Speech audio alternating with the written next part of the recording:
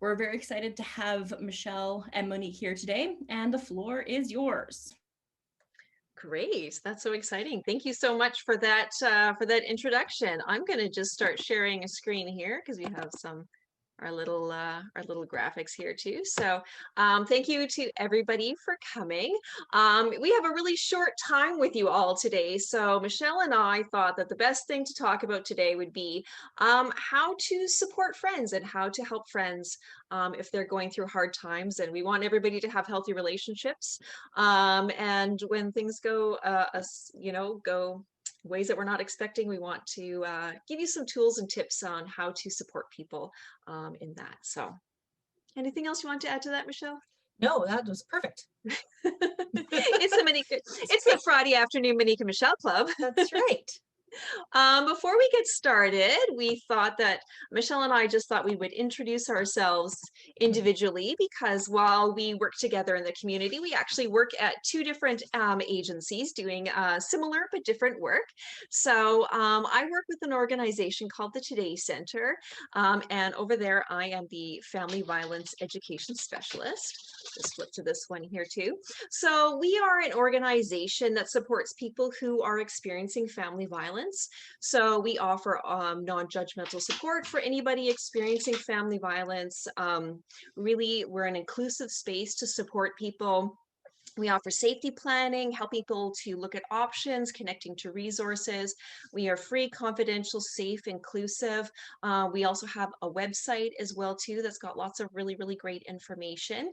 And so that's mainly what we do is we're supporting people experiencing family violence. My job, I think I have the super fun job, is I actually get to go into the community and talk to people mostly virtually right now about really recognizing, understanding, and supporting people who are experiencing family violence. So if you have, a community group that you're working with, or where you're working professionally, if you'd like to have a workshop on how to understand, recognize, and support people experiencing family violence, there's no cost to that, and you can just reach out to us, and I would love to connect with you about that. So, and more information, definitely check us out at the Today Center. I will pass it over to you, my friend. And I'm Michele Markham. I work for Sage Seniors Association, which is a senior serving organization in Edmonton. We started in, oh, that's interesting, the space between the, we started in 1970, formerly the Society for the Retired and Semi-Retired. We provide a plethora of services in addition to the really great fun stuff like ukulele classes and things like that. We also have social workers, and we have the Seniors Safe House, which is the shelter I manage. It's for older adults who require safety from abuse. We have been around since 1999, and we work in the area of elder abuse. Part of my job as a manager of the shelter is to provide public education and either with professionals or just the general public about the experience of elder abuse, and provide some tools around how to address elder abuse, how to be a helpful and supportive friend, and connect to resources that can support somebody who may be experiencing elder abuse. Awesome. Yeah, so our work is very similar, whereas Michele's work is very much targeted at seniors. At Today Center, we sometimes work with people who are seniors, but often, if it's appropriate, we will suggest that they connect with resources that are more geared towards that age group. But we definitely can support anybody who's experiencing family violence. Great to have a good partnership like this. Yeah, we've worked very closely together with some folks. Very closely together. So we just wanted to start off with some signs, just thinking about some of the things that might trigger us to think that there's something maybe going on with a loved one or a friend that might make us think that we might want to start some conversations or notice things that are happening. Definitely The most important thing around supporting our friends and loved ones is just noticing things and noticing of some of those signs and warning signs. And Michelle and I do this work in the community, and lots of times people are often ask us like, what are the exact signs, you know? And so we're thinking about things that might want us to start conversations that may be a variety of things, but these apply basically everything. So if we're thinking about what are some of those indications that people might be struggling or need some support, really looking at changes in behavior, acting differently than they used to, those can be really, really important signs to look for, especially changes in energy levels. You know, they used to be really high, now they're really low, or they used to be really low and now they're really high. So looking for anything that seems very different or out of the ordinary for where things were before, looking at, of course, sleeping too much or little, excessive worrying or anxiety. I know right now everybody is definitely experiencing a lot more worry and a lot more anxiety. So, you know, keep that in mind, but thinking about, you know, if anything feels, you know, extra or excessive or more than a lot of other people are experiencing. Anything around isolation where a person is maybe, not seeking out those, and of course with COVID, it's very, very tricky. But, you know, not seeking out those opportunities to connect with friends or family, then that's something that we really want to just pay attention to, because that could be concerning. Of course, anytime anybody mentions thoughts of suicide or death, those are really big things that we want to pay attention to, and do need to be addressed. Or, you know, if we have, even if people are talking about having a hard time coping, right? Those are definitely some big signs that somebody might need some support. And if anybody wants to chat, you know, jump in at any time, feel free if you have any questions. Or wait, we're going to do the Q&A afterwards, aren't we? That's what we're doing, right? I think so. Yeah, absolutely. But if anybody would like, if questions do kind of come up, and you want to get them out before the Q&A, what you can do is if you're joining us via Zoom on your computer, you can just click the Q&A chat box and type a question there. And at the very end, Michele, Monique can come back to it. All right. Thanks so much. So some of the signs that our friends might need support that are a little more particular, or can be a little more particular for our older adult friends, is a change in living situation. So suddenly a family member moves in, or a roommate arrives, and not to say that that's definitely an indicator that something's wrong, but it can, you know, it can be if it happens. A sudden change in health. Difficulty paying bills. This is something that we see a lot of at Sage.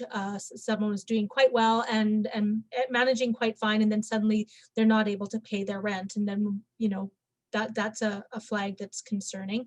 Change in hygiene and personal care. Someone who's maybe very fastidious before has just you know, not bathing as much as they used to, or taking as good a care of their personal hygiene as they have in the past. And signing of legal documents that are not understood. So a friend saying, yeah, my daughter brought over these documents, I don't know what they were, but I signed them, and just don't know what I signed.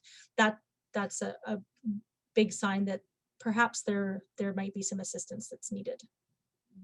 Lots of things that might happen that might make us think, that's really interesting. Mm-hmm. We need to maybe ask some more follow-up questions around that one. Mm-hmm. So elder abuse is described as any action or inaction by a person or persons in a trusting relationship that causes harm and distress to an older adult. We have a trusting relationship and harm and distress underlined because those are really key pieces. When I do education sessions with different seniors groups or what have you, we talk about the person walking down the street who bops you on the head and grabs your purse and runs off. That person's a jerk and a criminal, but that is not abuse because you don't have a trusting relationship with them. Definitely, it's something that would cause harm and distress to anybody for sure, but it's that trusting relationship piece that is part of causing the harm and distress as well. It's a single or repeated act, so it doesn't have to be that you know, your friend has been hit once by a family member who they trust or what have you. It once is enough. It doesn't have to happen many times for it to be abuse. And it's about power and control within those relationships of trust or dependency. So taking advantage of someone who is not able to maybe get out and go to the bank to take their money out of the bank. I have power and control. If they give me their bank card with their PIN number and I go and take out and withdraw all their money in their account, that's me exerting power over the bank card and control over that person's finances. Mhm. Yeah, definitely the power and control is really that important indicator as to, as, sort of differentiates a relationship that's maybe just not a very positive or healthy, maybe just kind of not a good, healthy relationship to one where there is that elder abuse, is that power and control. And often we'll see the result of that being, fear. So people being scared of being able to share what's happening, or, telling somebody about what's going on, or fear of, discussing their discomfort with things that are going on. So that can be a really good indicator as well too, that that somebody might need some additional help if they're nervous or worrisome about things that are happening within their lives and their relationships as well. And if they say things like, oh, so and so wouldn't like it if I did that, oh, I shouldn't do that, they wouldn't, that's a usually be a sign that someone's exerting some control, and then they've got the fear of going against that person. Yeah, there can be lots of things where we want to pay attention to those we think about that idea of warning signs and red flags, right? And those are really for us as supportive community members to notice, because often people who are in those situations, they're not meant to see those signs. So these are really signs for us to notice as caring friends and family members as well. So the barriers that we have to asking for help that we've experienced in the field of elder abuse are, number one, love. So most of the older adults that we assist at the Safe House, the person who's causing them harm is an adult child, grandchild, niece, or nephew, and they love that person. And of course, if it's a situation where it's a spouse who's causing that harm, they love that person. And that can be very difficult to say, this person who I love very much is causing me harm and is hurting me. So that's number one. Then the other pieces that act as barriers as well to asking for help are lack of awareness. Like Monique said earlier, sometimes, when you're head down surviving, it's difficult to recognize that the situation you're in is not a healthy situation and is harmful. Feeling hopeless, just giving up. Language and cultural factors can be huge. You think of, we're a multicultural society. We have helped older adults in the state, and I know Today's Center has as well, helped people who don't have strong English language skills, maybe, who are really just dependent on family members or what have you for external contact to external information about the community. So just not knowing those resources out there, not having the language to know those resources are out there, to look at pamphlets, to see things on TV. And then cultural factors. Perhaps you don't, it's in the culture that you're from, where you don't talk about your family problems. You don't talk about any kind of harm or distress, that you don't say anything bad about your family members. I was just going to say about the cultural piece too, and there are people who live, in multi-generational families, people who live in, sort of more tech, Western style families as well too. And so when people maybe perceive that other people won't understand the dynamics of their culture, and those as well too are not open to sort of understanding how things are a little bit different and what those extra barriers could be, that could be tricky too. Exactly. We had a woman in the Safe House who, in her culture, it was expected that her son, as the oldest son, that he would be the one who would take care of her. That's the responsibility of the son, to take care of his mother. And she was being really badly treated by her daughter-in-law, and that that shame that they weren't acting within what the expectations of the culture. That was a huge barrier for her to ask for help. Thank goodness she did. Medical disabilities, if you have a mobility challenge, a walker, or what have you, you're feeling that you're going to lose what little independence you have if you report the person who's harming you or ask for help. Mental impairment kind of feeds into not knowing that what's happening is abuse. We do, if the person has, say, an acquired brain injury or a mental illness that may interfere, and not to say that those things, that we would doubt anybody with those kind of impairments if they came forward and said, it can be a barrier to asking for help. Inappropriate medication. Sometimes that's one of the things that happens with either abuse but we also know in our society that older adults tend to be over medicated. So if the medication is not appropriate or not being used appropriately, that can be a barrier to asking for help. The acceptance is that this is normal. We see that quite a bit. There's been maybe a history of violence in the family going way back, and this is just how the family functions. Isolation, as we talked about earlier, the fear of the unknown. We see this regularly at the Safe House when we're talking to an older adult who's experiencing abuse, and we talk about our shelter. They've never been in a shelter before, and people hear the word shelter and they think of what we see on TV where it's mats on the floor, and that's not how it is at all. So that can be really scary, that this, they're kind of jumping off a cliff into the unknown. So that makes sense that it would be a barrier. Being dependent, if you're dependent on the person who is harming you for going and getting groceries, having meals made, going to medical appointments, the transportation, helping with finances, getting bills paid, that is a huge barrier. And the other big one we see, kind of in relation to love, is calling it abuse. It can be very difficult to acknowledge that what the person's experiencing is abuse. So we actually at the Safe House don't use the word abuse right at the beginning when we're talking with an older adult, because we want to know how they describe what their experience is, and then as we go along and as we develop more of a relationship, then we're going to call it what it is.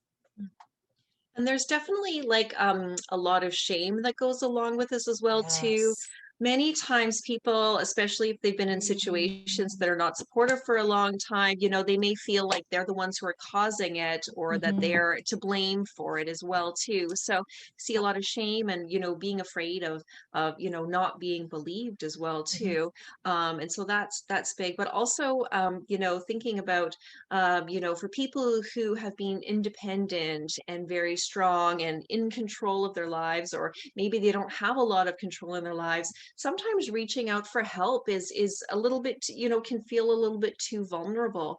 And it can feel like, they have deficits, or they're not good enough, or I should be able to handle this as well. So sometimes, our own senses of pride and that can also really impact whether or not we feel like it could be safe to reach out and ask for help, because they might think, well, I should be able to handle this because this is my child, this is my grandchild, this is my trusted friend I've known for many years. So there's lots of those sort of barriers that can be internal too.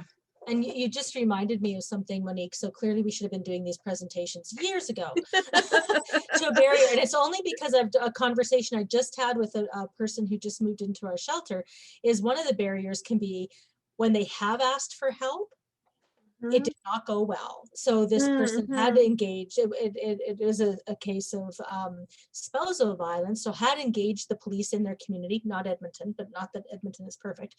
And the police really dismissed her claims of what was happening. So, how likely are you going to be to ask for help again? And then let's be honest, police are human, right? They can get things wrong too, and not always respond appropriately. There's been a lot of education and awareness, but yeah, well, so that can be a barrier. It's like, it's like Starbucks employees. There are good Starbucks employees, and there are maybe people who are not so awesome, right? That's so right. it's the same thing. Yeah, definitely. So you're thinking about all of those things that might make it really tricky for somebody to come forward because of course, if somebody is, struggling or need help, we always want to like, just if you ever need anything, like how many times have you said, if you ever need anything, just let me know. But there are lots of things that people have to overcome regardless of it's external or internal in order to reach out. But this is also why it's nice to co-facilitate with a partner because sometimes when the other person's talking, you think of things. Ding. Ding. This is why it's always amazing to co-facilitate. So, thinking about, okay, so I saw something, I'm concerned about someone, I'm worried, they said this, what do we do? How do I start this conversation? How do I let somebody know that, that I care, that I'm a person to be a support to? And the one thing that we want to remember is that, and which is often a barrier for us is that we're not there to solve people's problems. In fact, please try not to solve people's problems. If you've ever had somebody try to do that for you when you're just trying to express what's happening, I'm sure you can recall a time where that's been quite frustrating for you.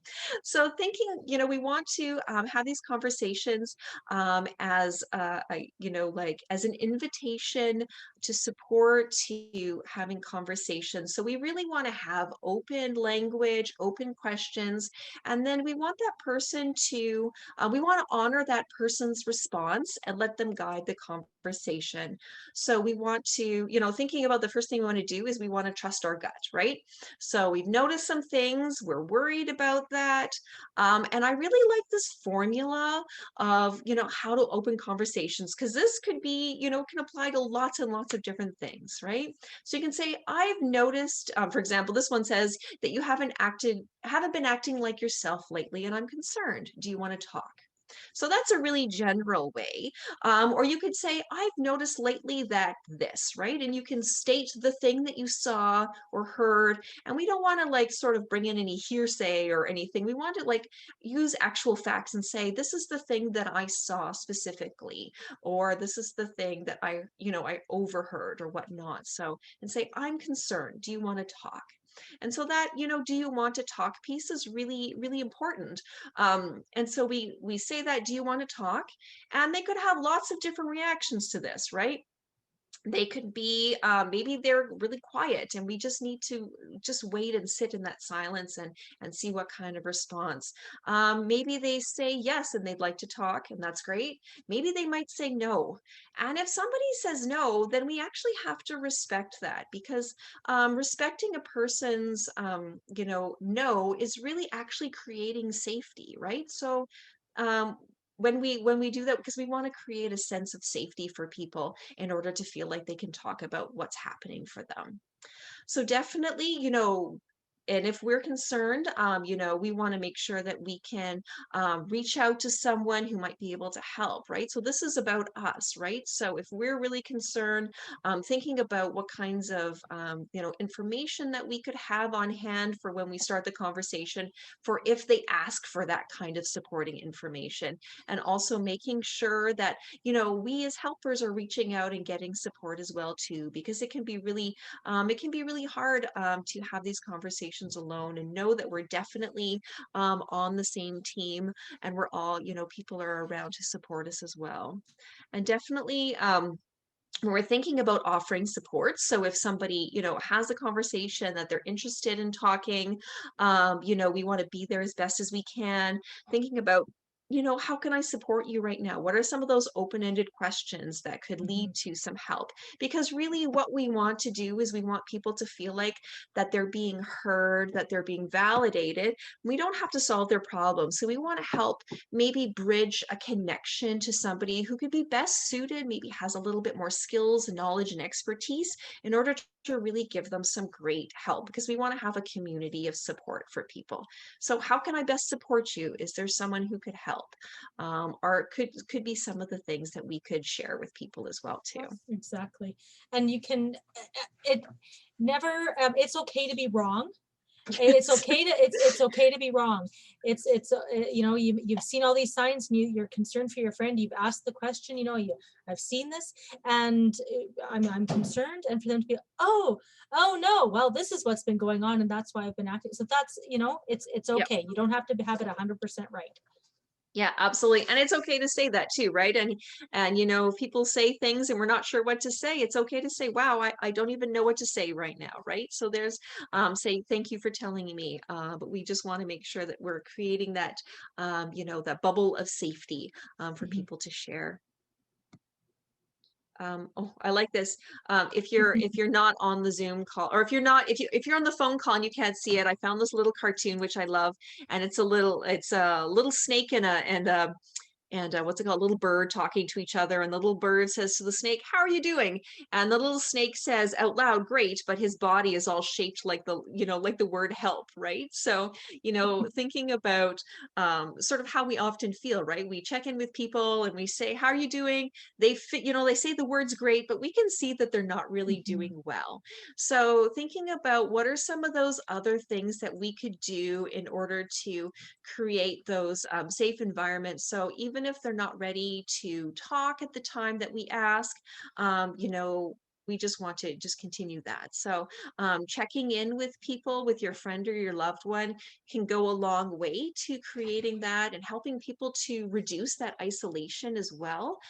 We always want to make sure that people are feeling as connected as they can. So just a quick check-in, a phone call, a Zoom call, if that's a you know, possibility, just seeing, you know, just checking in. And of course, if anybody shares anything, we always want to believe a person. We always want to say, "I believe you," is our automatic response to anything that people share. Just because that is the most helpful and empowering message that we could actually share with people and validate their feelings. And if people aren't ready to talk, we can say, "Yeah, absolutely, you know, I'm here to talk when you're ready." And thinking about those barriers, right? There's lots of things that might get in the way of having those conversations. People might not feel comfortable. Maybe it's not the right time. Maybe you're not the right person to share at that moment. So lots of things that we can think about how do we set up those environments for those helping conversations. Mhm. Did you have anything else you want to add, my friend Oh, I Michelle? think that was perfect. I love the invitation. I'm here to talk when you're ready if you want to. Mhm. Yeah, and you know, as people, especially caring people, you know, our first instinct is really like, okay, you have a problem, let's solve it, right? Mhm. And you know, and that's because our you know, our culture is so focused on problem solving, right? You know, you know, we do lots of things in school around how do we solve this problem, and you know, it's a skill that we very much focus on and work, because it's also it's a safe thing, right? When a person has a problem or wants to talk, then being able to give them an answer is kind of a safe thing for us as well too. So really, the hard part is remembering about how do we, you know, check ourselves to make sure that, you know, we're here as a listener and a supporter, and that, you know, we don't have to jump in that role, and that, you know, just listening, validating people, believing people, offering supports and keeping those doors open to conversation is, you know, is a skill, but it's something that we can all practice and we can all do and we can all improve on. And it is really what's transformative and most helpful for people as well too. Absolutely. Yeah, I work with a group in the city, and you know, one of the things we did an environmental study, and you know, we asked people who were service users, you know, what was the best thing that what's the best kinds of things that people have ever done for you, you know, in your journeys through working with systems. And you know, overwhelmingly people said, just listen to me, just believed me, even if people were not able to do the thing that I needed, Mhm. just having them hear me and say, that's a thing that you need, or yes, let's, you know, that sounds really, really troubling or hard, that was actually really the most important thing, and really helped them the most as well Mhm. too. It can be just the thing to give them that courage to, Mhm. even if they're not maybe sharing with you or what have you, but just knowing that somebody believes could provide you with the courage to make those next steps that you want to make, or, you know, yeah, it can shore you up. Yeah, definitely. And we have, if you're on the telephone, I have a little graphic here that my colleague made, thinking about, you know, what are some of the things that we could say that are maybe a little bit more positive and a little bit more supportive for people. Thinking about the language that we're using, you know, often questions with the word why or should in them are, you know, they're usually good questions, but often make people feel a little bit more defensive. So how can Mhm, we think about those questions and reframe them, right? So, and also, you know, try not to paint a silver lining on everything as well too, which we often, you know, that's often a response that we have because we want people to feel better and feel okay. But, you know, recognizing that if somebody is feeling poorly, that that's how we're feeling, and we can honor that without trying to cheer them up as well too. So, mhm, you know, always, I believe you. You know, something that's also incredibly helpful too is that, you know, if we're talking to somebody, you know, something that's can be helpful is, you know, when you're ready, you can reach out for supports. When you're ready, there is help available. And that really gives the power back to them and makes them feel empowered that they could make a choice in the future about, you know, what kinds of support and care that they're looking for. mhm. I'm just all with the chatty today. Hey, Michelle. That's okay. I do like, so, you know, we hear, we get this, and this happened like with the police and what have you. Anyways, the, you know, people doubting, are you sure that's what happened? And that's so invalidating. But it, and even though it might sound unbelievable to us, and that's okay, it it's not about what's believable to us. It's us needing to believe their, what's happening for them. So saying I believe you, regardless of how, you know, maybe far-fetched it might sound, is, even you know, if they're saying I'm okay, and clearly they look like they're not, saying, you know, I believe you, and if you need help, I'm there to help you connect, or what have you.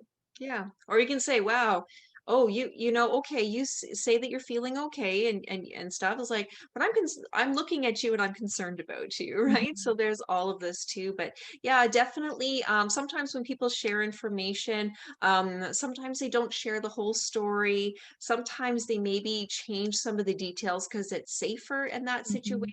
So you know, and depending if people have like in some older adults maybe who might be experiencing some cognitive differences, you know, maybe some of those things might be a bit confused, which is, you know, which is a thing that happens. So we, you know, but that's their perception of what's happening, and so we always want to honor somebody's perception of what's going on, and we want to believe them because ultimately people share that information, and what they're ultimately saying is that I'm in distress and I need support. So we want to believe those feelings as well too. So exactly. don't worry about the minutia of people's stories. We always Mhm. want to default to believing and honoring people because that's what's going to help them to feel empowered to get some support as well too. All right, a little thing. Oh, this is just, you know, some other things that we can say to people, you know, if they are sharing things with us. You know, we always want to say, I believe you, but we can say other things too, right? Like, I'm here for you. How can I help? You know, that seems like you're really brave. It wasn't your fault. Thank you for telling me. You're not alone. Like, I'm here for you. All of these things can be, if we're not sure what to say, these are actually some really, really handy things that we can always Mhm. say, right? And just keep reaffirming some of these positive messages as well for people. And these positive messages can counteract the messages they're getting from the person who is harming them.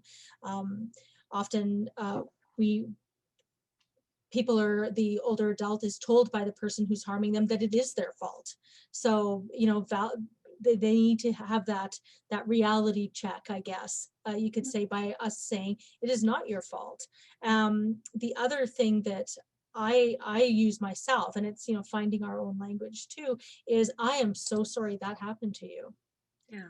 because I genuinely am. I'm so sorry that happened to you. Or that should not have happened to you. Yes, Yeah. that's another great one.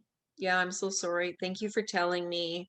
Those are all really, it's, I find that thank you for telling me is also a really good one when you don't know what the heck to say, right? When somebody Yes. says something and you're just like, wow, I don't, and it's okay to say things like, I don't know what to say right now, but thank you for telling me is incredibly validating. And so, we can just relax in this, in a way that we don't have to solve that person's problem. So if somebody tells us something, often our little gerbils in our brain start running and they, because we know lots of good smart stuff. We're smart people. We think, oh, well, they should do this, they should do this, right? But actually just relaxing in that moment and expressing that and, trying to form that connection for that person is incredibly important. Mhm. Mhm. All right. Did you want to I talk will do about that one? this. Yeah. So this is really, we get plenty of calls from at the Safe House from concerned friends and family members about someone who they believe is experiencing abuse, and they're genuinely concerned and distressed, of course. So what our role is, often over the phone, is about encouraging them to take care of themselves too, acknowledging how frustrating it is to suspect that a friend is being harmed or treated badly, or a family member is being abused, and just focusing on how they're feeling. Then we also, of course, provide tips and tools in terms of those um, validating the feelings, inviting the conversation, being there for the person, and giving resources. But we can't be in a place to meet with our friend who's in distress if we're not doing a good job of taking care of ourselves, right? We talk a lot here at the Safe House about how, life lesson 101, you learn when you go on an airplane and they say when the oxygen mask comes down, you put it on yourself first before you help the person beside you. You have to put the oxygen mask on yourself first, or you're no good to the person beside you, because you're gasping for air and you're trying to put the oxygen mask on them. So we need to take care of our own needs. I would also say that if you know your limits of what you're willing to do. So telling the person, yes, I want to help. Know what that means. Does that mean that you're willing to put them in a car and drive them to Vancouver for whatever reason? Or does that mean you will get them the phone number for the Today Center or the Senior Safe House and give them that number? Like, what are your limits? What are you able to do realistically? One So good way of expressing that as well too is saying, like, I'm willing to help you. This is how I want to help you. How can we bring some other people on the team to support you as well, because they would be exactly. better suited, right? So thinking Yeah. about like, this is how I can support you, and this is great. I don't have the skills to do the things that you need. So Yeah. how do we bring in people who are knowledgeable and caring in order to do those extra things that you need? Mm-hmm. And definitely reach out and ask for support if you're feeling overwhelmed, like it says on the slide. And that reaching out can be us, it can be the Today Center, it can be the Seniors Abuse Helpline. There are lots of resources, and we've got those listed at the end of the presentation that can help you if you're feeling overwhelmed with this. Yeah, and we talk a lot about self-care, which is incredibly important, but that piece around community care is just as important as well. So this is where we as helpers also need to reach out and get support, Mm-hmm. so that we can be our best selves when we're helping. Mm-hmm. So here's a whole list of a whole bunch of different numbers and related organizations and agencies. The one I always like to point out is 211, because I'm terrible with remembering things, especially numbers. So 211 is through the Canadian Mental Health Association. It's 24 hours a day, and that will connect people to services and supports that are available in the community, and pretty much anything else that's on the list here. So if you can remember nothing else, I always say remember 211. Yep, they're the hub, the link for all the information. So yeah, so this little blurb, the really brief presentation we did, is kind of a introduction to something that's bigger that we at Sage are hoping you'll be offered in the new year again. It's called Neighbors, Friends, and Families, and it's about supporting bystanders, neighbors, friends, and families in responding to elder abuse in a healthful and helpful way. So it's what Monique and I have done, only on a grander scale. It's about 2 hours long, and is a really great program. So if that's something you're interested in learning more about, just keep your eye on what's happening at Sage, and we'll get you connected.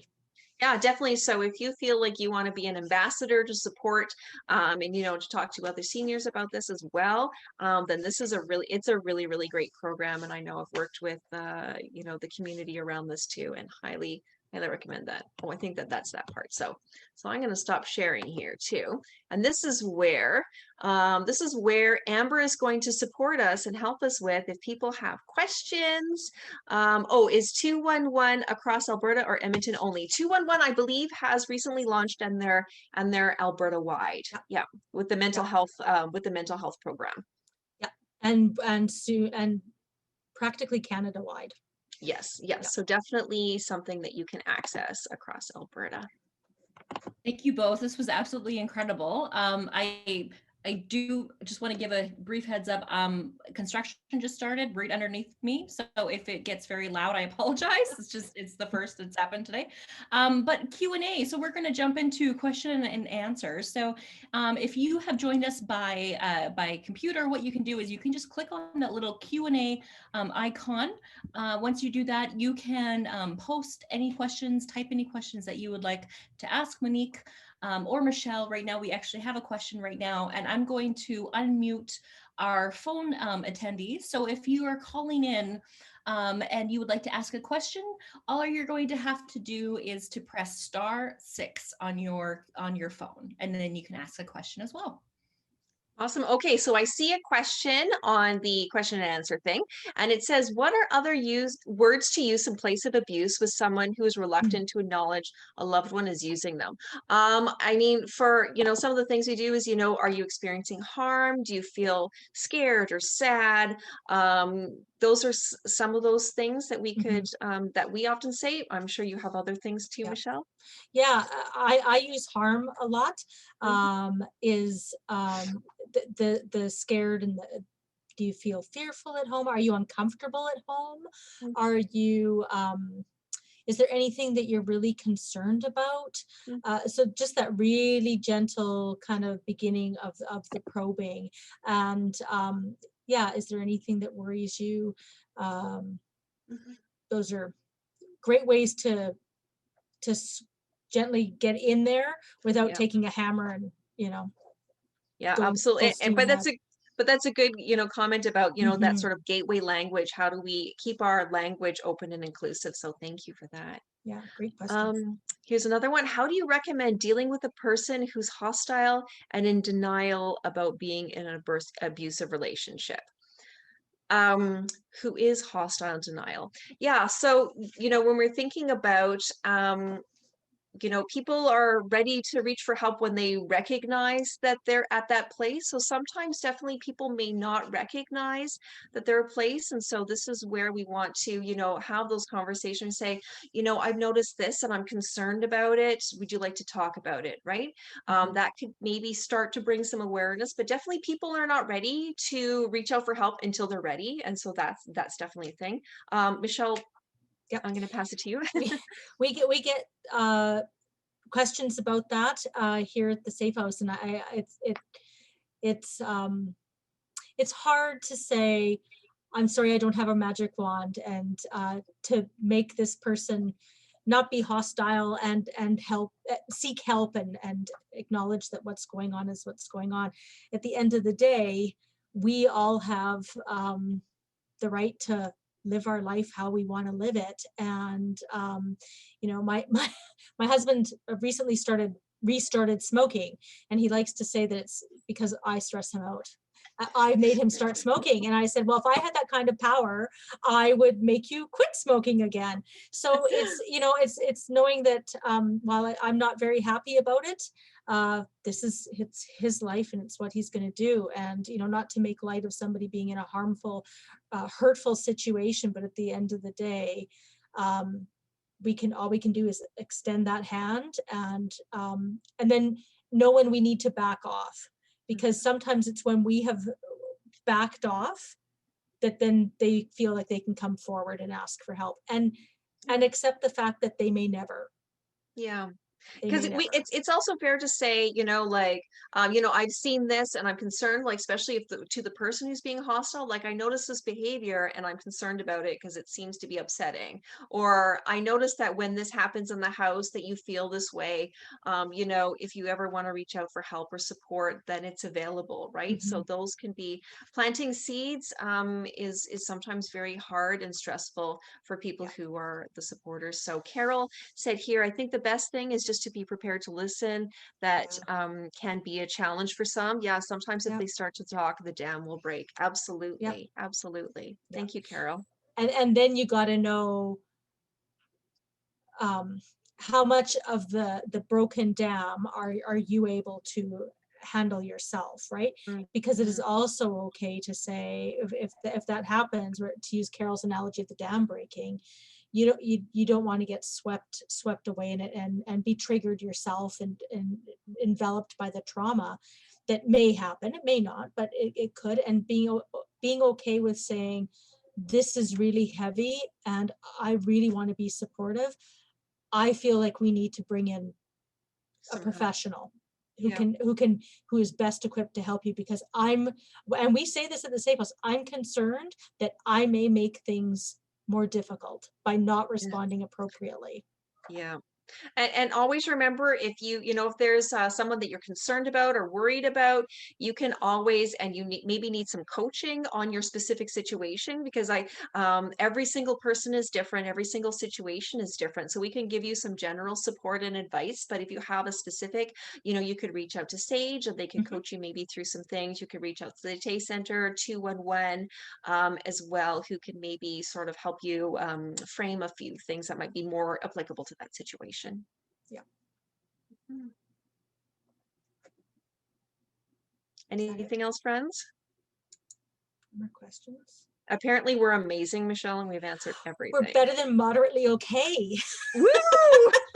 Lower your expectations and you will be just fine. This was Awesome. absolutely phenomenal. I want to thank you both so much for this. I mean, it's a wealth of information, but just the generosity of spirit, and ability to navigate such a heavy and difficult topic with such grace and even joy. It was thank you. It's a gift.